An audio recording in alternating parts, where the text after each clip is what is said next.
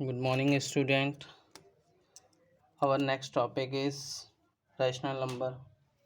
आज हम उसी क्रम में आपका जो नेक्स्ट टॉपिक है रैशनल नंबर वो स्टार्ट करेंगे। इससे पहले आपको हमने रियल नंबर्स के बारे में बताया था।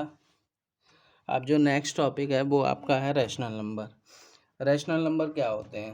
ठीक है, तो रैशनल नंबर आपको हमने बताया है, rational numbers are these number can be expressed in form of P upon Q. ऐसे नंबर जिन्हें हम पी अपॉन क्यू की फॉर्म में एक्सप्रेस्ड करते हैं तो वो सभी रैशनल नंबर कहलाते हैं।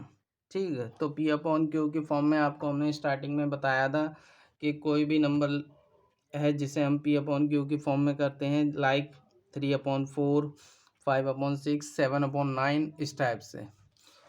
ठीक है, तो इसी क्रम में आपके नेक्स्ट जो टॉपिक है रैशनल नंबर्स के बीच में नंबरों को कैसे फाइंड करेंगे। तो फर्स्ट एग्जांपल लेते हैं, find 5 rational numbers between 2/5 and 3/5। अब देखो यहाँ पे क्या है कि आपको 5 रैशनल नंबर्स निकालने हैं, किसके बीच में? 2/5 और 3/5 के बीच में। तो यहाँ पे जब आपके पास क्वेश्चन में दोनों के डिनोमिनेटर सेम दिए गए, डिनोमिनेटर क्या दिया गया? 5 दिया है, 5 दोनों का। तो दोनों में जब 5 सेम है तो हम क्या करेंगे इस कंडीशन में? हमसे पूछा कितने हैं? 5 रैशनल नंबर। तो एक नेक्स्ट जो है इससे 5 से ग्रेटर जो नंबर है मतलब 6, तो दोनों रैशनल नंबर्स में आप क्या करोगे? 6 से न्यूमरेटर में भी और डिनोमिनेटर में भी, इधर भी न्यूमरेटर में भी और डिनोमिनेटर दोनों में आप मल्टीप्लाई कर दोगे। ठीक है, तो मल्टीप्लाई करोगे तो यहाँ पे क्या हो गया? 2 6 जा 12 और 5 6 जा 30, देन 3 6 जा 18 और 5 6 जा 30। अब दोनों का जब डिनोमिनेटर सेम है तो इनके बीच के अब रैशनल नंबर की बारी आती है कि रैशनल नंबर कितने होंगे। लाइक तो रैशनल नंबर्स बिटवीन 2/5 और 3/5, इन दोनों के बीच के रैशनल नंबर क्या हो जाएंगे? जो आपका नया रैशनल नंबर आया है 12/30 और 18/30, तो इनके बीच के जो भी नंबर होंगे वो आपके 5 रैशनल नंबर्स होंगे, लाइक 13/30, 14/30, 15/30, 16/30। तो ये जो नंबर्स हैं ये आपके 5 रैशनल नंबर्स हो गए, किन के बीच में? 2/5 और 3/5 के बीच के। आगे बात करते हैं कि जब आपके पास क्या हो? डिनोमिनेटर डिफरेंट हो। अब डिनोमिनेटर डिफरेंट होगा तो क्या करना है कि पहले आपको उसे सेम करना होगा। तो हमारे पास एक एग्जांपल है कि फाइंड 5 रैशनल नंबर बिटवीन 2/5 और 3/5। ये हमने एक एग्जांपल ले लिया है और इस एग्जांपल से हम क्या करेंगे? इनके बीच में 5 रैशनल नंबर को फाइंड करेंगे। तो 2/5 और 3/5 दोनों के डिनोमिनेटर डिफरेंट है, तो हम क्या करेंगे उस कंडीशन में? पहले इन दोनों के न्यूमरेटर और डिनोमिनेटर को सेम करेंगे। ठीक है, तो 2/5 है, नेक्स्ट वाला 4 है डिनोमिनेटर में, इसके डिनोमिनेटर से हम फर्स्ट वाले में मल्टीप्लाई कर देंगे। तो यहाँ पे आ जाएगा आपका 2 4 जा 8 और 5 4 जा 20, 8/20 आ गया। नेक्स्ट जो है वो आपका हो गया 3 5 जा 15 और 4 5 जा 20। तो ये जो नंबर्स आ गए ये आपके क्या हो गए? Rational numbers 8/20 and 15/20। यहाँ पे आपके क्या हो गए? ये जो है दोनों डिनोमिनेटर्स सेम हो गए। अब क्या करना है? कंडीशन ये है कि जब डिनोमिनेटर सेम हो गए तो आपको इनके बीच के अब रैशनल नंबर निकाल देने हैं। दूसरी चीज़, यहाँ पे न्यूमरेटर्स के बीच में क्या है? गैपिंग है। 8 और 15 मतलब 7 का गैप है, तो आप इसमें जैसे हमने फर्स्ट वाले में किया था 6 से मल्टीप्लाई, तो इसमें आप 6 से नहीं करोगे मल्टीप्लाई। क्यों? क्योंकि यहाँ के न्यूमरेटर में आपका क्या है? गैपिंग है। जो आपका फर्स्ट वाला क्वेश्चन था उसमें गैपिंग नहीं थी, इसलिए हमने वहाँ डिनोमिनेटर सेम था तो हमने एक नेक्स्ट रैशनल नंबर से मल्टीप्लाई कर दिया था। यहाँ पे आपको ऐसा नहीं करना है। ठीक है, तो 8 और 15 ये आगे इनके न्यूमरेटर में 8/20 और 15/20, तो इनके बीच के 5 जो रैशनल नंबर्स होंगे वो कौन से होंगे? 5 rational numbers between 2/5 and 3/5 4 are 9/20, 10/20, 11/20, 12/20 and 13/20। तो ये जो है ये आपके नेक्स्ट रैशनल नंबर्स हो गए।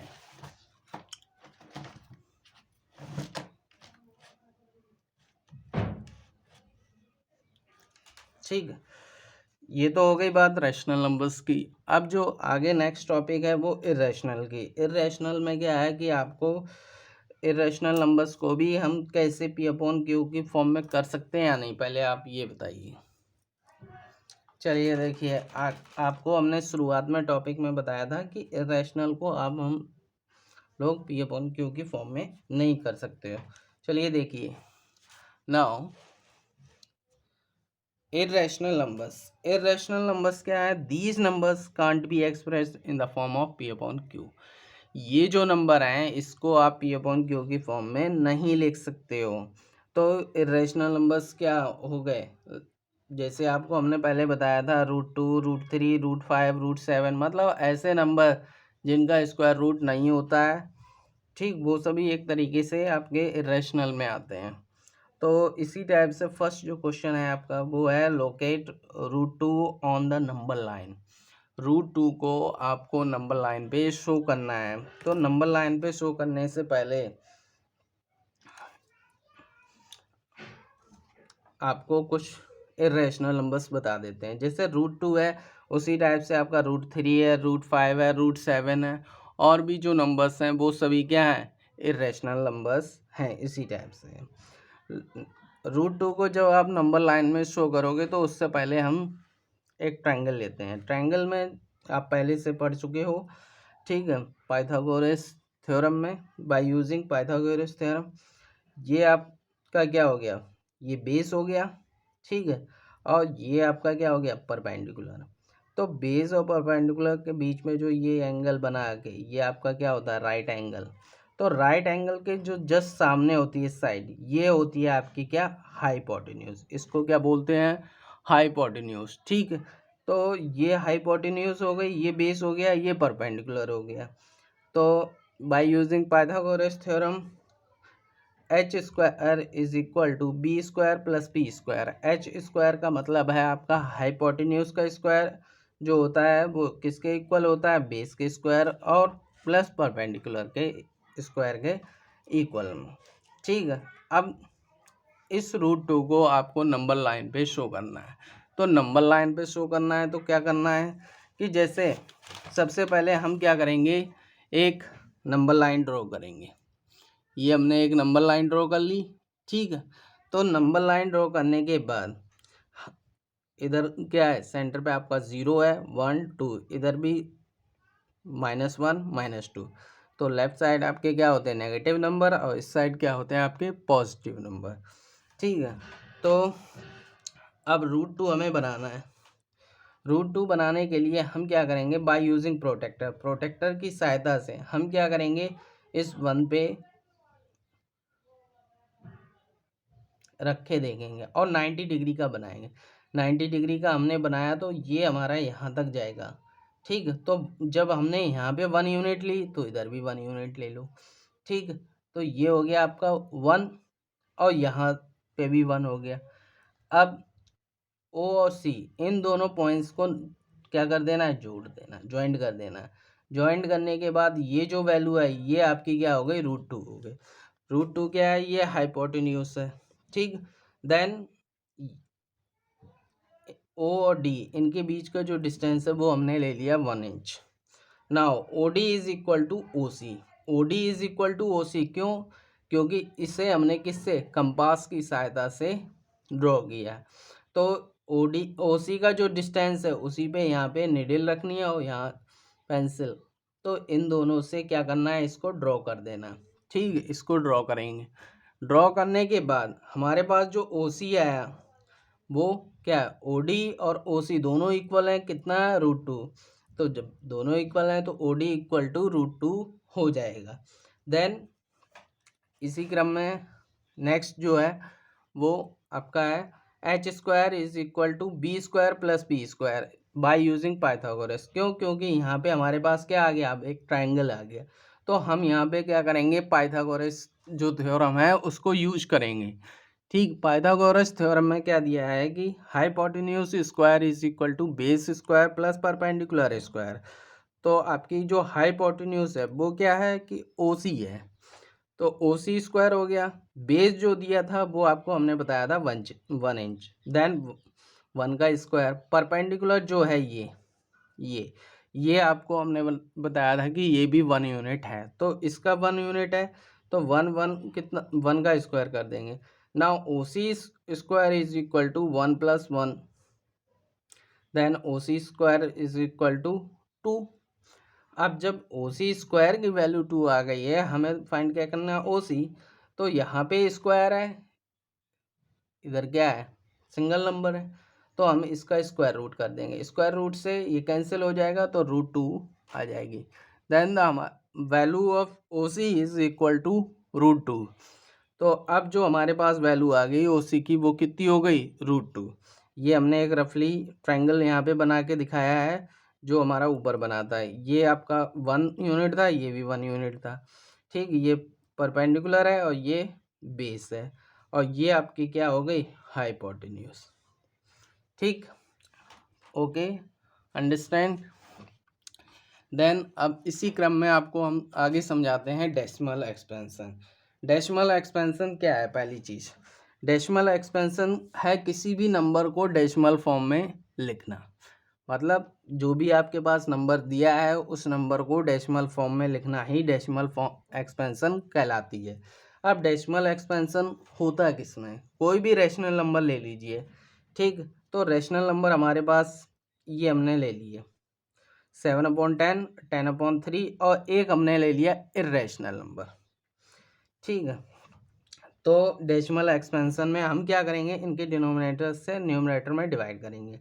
डिवाइड कर देते हैं, चलिए 7 है, यहाँ पे हम क्या करेंगे, डेसिमल लेंगे पहले और 0 ले लेंगे। 0 लेंगे तो वैल्यू जो होगी इसकी वो क्या हो गई, 70। अब एक का टेबल इतने टाइम्स पढ़िए, कितना होगा, 8 8 जा 64।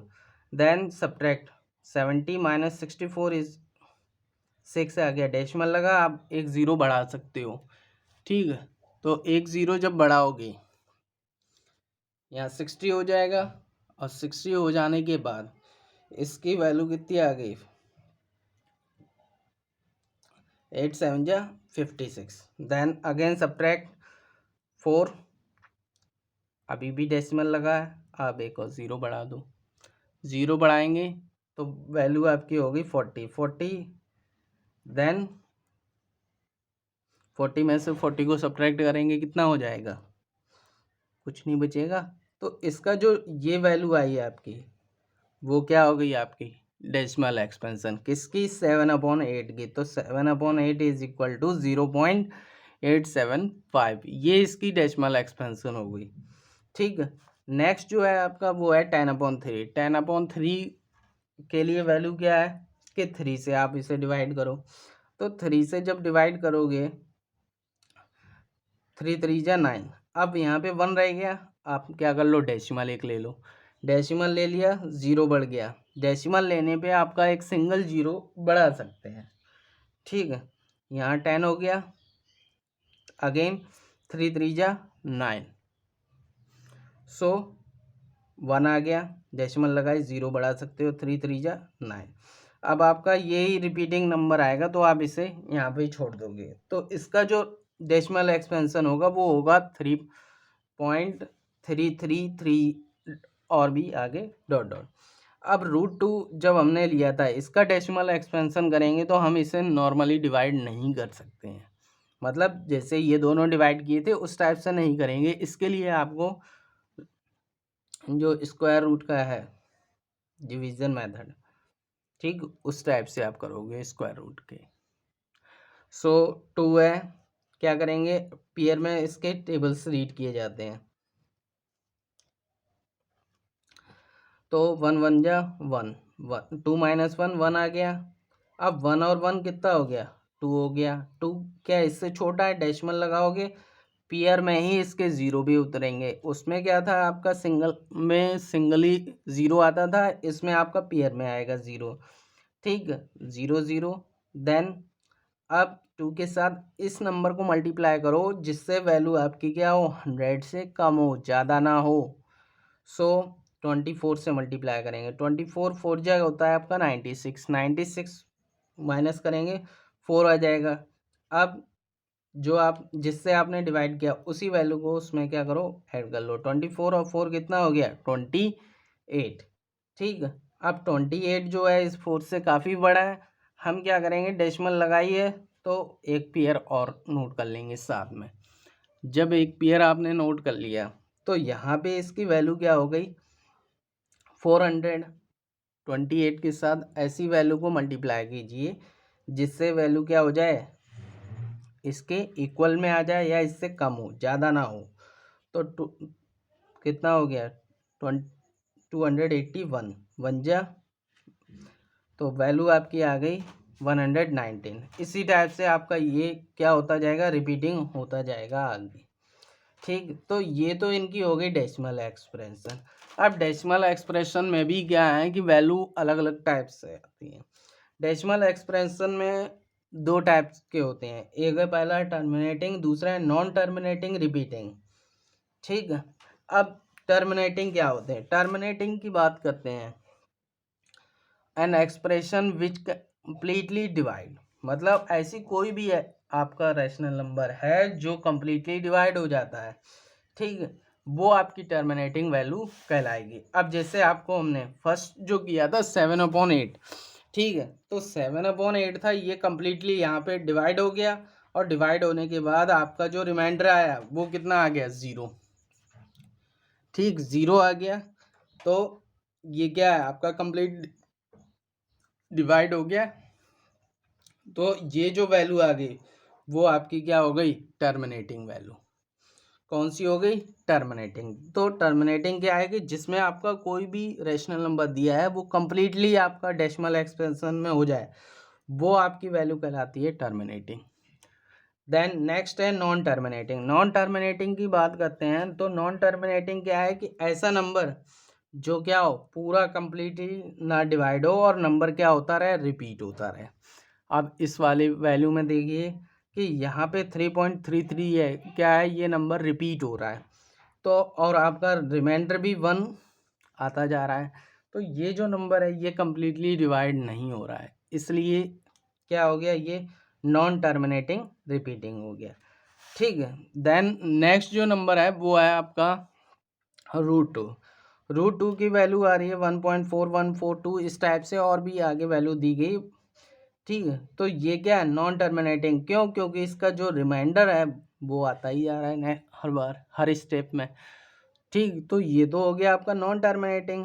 अब नॉन रिपीटिंग, ये रिपीटिंग था लेकिन ये नॉन रिपीटिंग है, क्यों, क्योंकि देखो इसमें जो वैल्यू आ रही थी वो आपकी रिपीट हो रही थी और इसमें जो वैल्यू आ रही है वो रिपीट नहीं हो रही है, उसमें डिफरेंट वैल्यू आ रही है और लेकिन कम्प्लीटली डिवाइड नहीं हो रहा है, तो इसलिए क्या हो गया आपका नॉन टर्मिनेटिंग और नॉन रिपीटिंग। तो ये तो आपके डेसिमल एक्सपेंशन की बात हो गई कि डेसिमल एक्सपेंशन के टाइप्स क्या हैं और कितने प्रकार के हैं। तो डेसिमल जो एक्सपेंशन है आपके वो 3 टाइप्स में आ गया, एक टर्मिनेटिंग, दूसरा नॉन टर्मिनेटिंग रिपीटिंग और तीसरा आपका हो गया नॉन टर्मिनेटिंग नॉन रिपीटिंग। अब जो नेक्स्ट हम बात करेंगे वो करेंगे आपके रिपीटिंग नंबर्स को किस तरीके से हम P/Q की फॉर्म में लिखेंगे। ठीक है, जैसे हमारे पास कोई भी एक रिपीटिंग नंबर हमने ले लिया 0.3 पे बार, बार का मतलब है कि ये नंबर जो है आपका आगे तक रिपीट हुआ है। ठीक, और आगे भी इसकी वैल्यू रिपीट होती रहेगी। तो अब जैसे हम इसकी जगह कोई अगर विदाउट रिपीटिंग होता तो उसमें क्या है, जैसे हमने ले लिया 0.875, 0.875 ले लिया है, इसकी जो वैल्यू आएगी आप क्या करोगे, सीधा इस डेसिमल को हटाओगे और नीचे कितना हो जाएगा, 1000 हो जाएगा। अब जब 1000 हो गया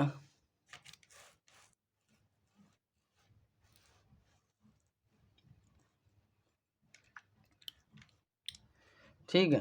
तो जैसे इसकी बता रहे थे 0.875 है, ठीक है। तो 0.875 है, आपने डेसिमल हटाया, डेसिमल हटाने पे इसकी वैल्यू कितनी हो गई 875/1000। अब क्या कर दो, इसे लोएस्ट टर्म में चेंज कर दो। तो लोएस्ट टर्म में जब आप चेंज करोगे तो वैल्यू आपकी आ जाएगी 7/8, और इसे आप डिवाइड करोगे तो 0.875। तो ये तो मतलब क्या है कि उन नंबर्स के लिए आप डायरेक्टली कर सकते हो जो आपके फिक्स, जिनकी वैल्यू आपकी रिपीट नहीं हो रही, ठीक है। लेकिन रिपीटिंग है वैल्यू तो आप इस टाइप से नहीं कर सकते हो उसमें। तो यहाँ पे आपको कुछ कीवर्ड्स बता रहे हैं। अब जैसे यहाँ पे यह 0.3 पे बार, मतलब एक ही डिजिट पे पूरा बार दिया है, तो जब एक पे बार दिया है तो आप क्या कर सकते हो, सीधे 10 से मल्टीप्लाई कर दो दोनों साइड। और 2 पे बार दिया है तो 100 से करोगे, और 3 पे बार दिया है तो 1000 पे करोगे। तो इसी टाइप से आगे आपको हम बता रहे हैं कि जैसे वैल्यू आपको हमने ली थी 0.3 पे बार, ठीक है। तो लेट x इक्वल टू 0.333 ले ली, ये हमारी क्या होगी, फर्स्ट इक्वेशन हो गई। अब ये फर्स्ट इक्वेशन हो गई, ठीक है। तो फर्स्ट इक्वेशन तो ये आ गई। अब क्या करेंगे, हम दोनों side multiply by both side, क्या किससे, 10 से। तो दोनों में जब 10 से हम मल्टीप्लाई करेंगे तो x में 10 से किया तो 10x हो गया, और 0.33 में मल्टीप्लाई किया तो ये हो गया 3.33, ठीक। तो ये आपकी क्या हो गई, सेकेंड इक्वेशन हो गई। अब ये सेकेंड इक्वेशन हो गई, क्या करना है, सीधा सा सिंपली कर दो अब सब्ट्रैक्ट, किससे, सब्ट्रैक्ट इक्वेशन 1, फर्स्ट वाली इक्वेशन को सेकेंड वाली इक्वेशन से क्या कर दो, सब्ट्रैक्ट कर दो। सब्ट्रैक्ट करने पे आपकी जो वैल्यू आ जाएगी 10x minus x is equal to 3.33 बार minus 0.33 is equal to 9x equal to 3 and x equal to 3/9। अब इसे भी आप जब लोएस्ट टर्म में चेंज करोगे तो 1/3 आ गया, यानी x इक्वल टू आपकी हो गई 1/3 वैल्यू, ठीक। ये तो आपका सिंपली था, किसके लिए, जब 1 नंबर पे क्या हो, वार हो। इसी टाइप से हमने एक और एग्जांपल लिया है आपका, वो है आपका 0.53 पे बार। अभी आपको हमने स्टार्टिंग में बताया था कि अगर 2 डिजिट पे बार होगा तो क्या करेंगे, सिंपली 2 डिजिट पे बार है तो सीधा आप मल्टीप्लाई करोगे किससे, 100 से। अगर 3 डिजिट होते तो 1000 से। लेकिन यहाँ पे जो है वो है 2 डिजिट, ठीक। तो कितना 2 डिजिट है, so let x equal to 0.53। अब जब वैल्यू आपकी यही है तो पहले आप इसी को लोगे, ठीक। तो 0.53 ये क्या हो गई, आपकी फर्स्ट इक्वेशन हो गई। अब फर्स्ट इक्वेशन हो गई, so multiply by 100 both side, दोनों साइड हम क्या कर देंगे, 100 से मल्टीप्लाई कर देंगे, ठीक। 100 से जब मल्टीप्लाई करोगे तो x में करोगे, x क्या हो जाएगा, 100x हो जाएगा, और ये हो जाएगा आपका 53.53, ठीक, बार। ये जो इक्वेशन आ गई वो आपकी हो गई सेकेंड इक्वेशन। नेक्स्ट क्या करना है कि आपको सब्ट्रैक्ट इक्वेशन 1 फ्रॉम 2, इक्वेशन 1 को सब्ट्रैक्ट कर दो किससे, 2 से, सीधा सा।